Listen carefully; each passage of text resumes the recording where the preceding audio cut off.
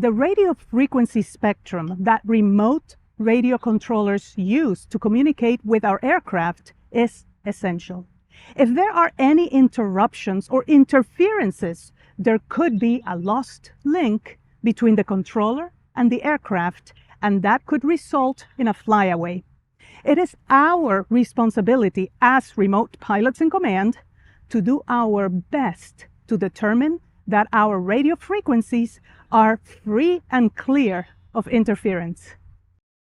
Most small unmanned aircraft use radio frequencies to establish the data link between the control station and the drone.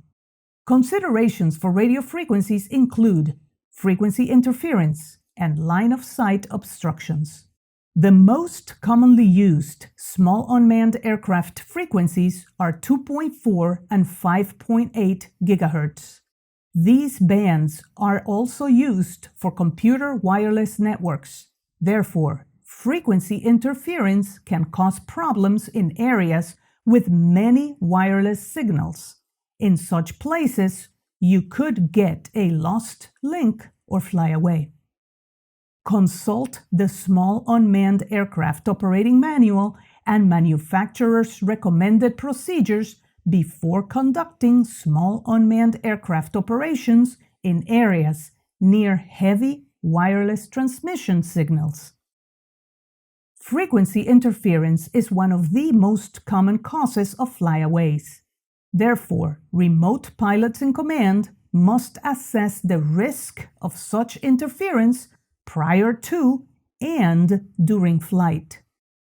Be especially vigilant in places like near water towers and cell tower antennas, and of course, power lines.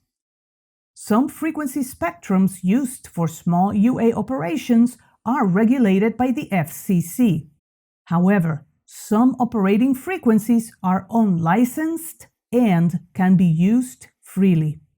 For more information, please visit the FCC website.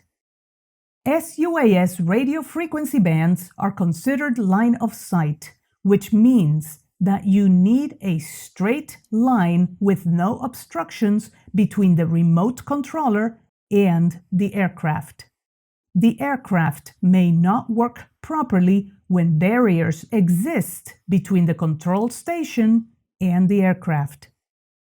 You should be especially vigilant when working at locations where conditions change over time, such as construction sites.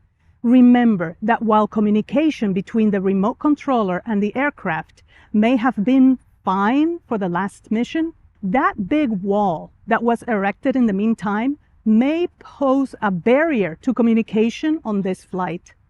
Always scout your flight area before each mission and adjust accordingly.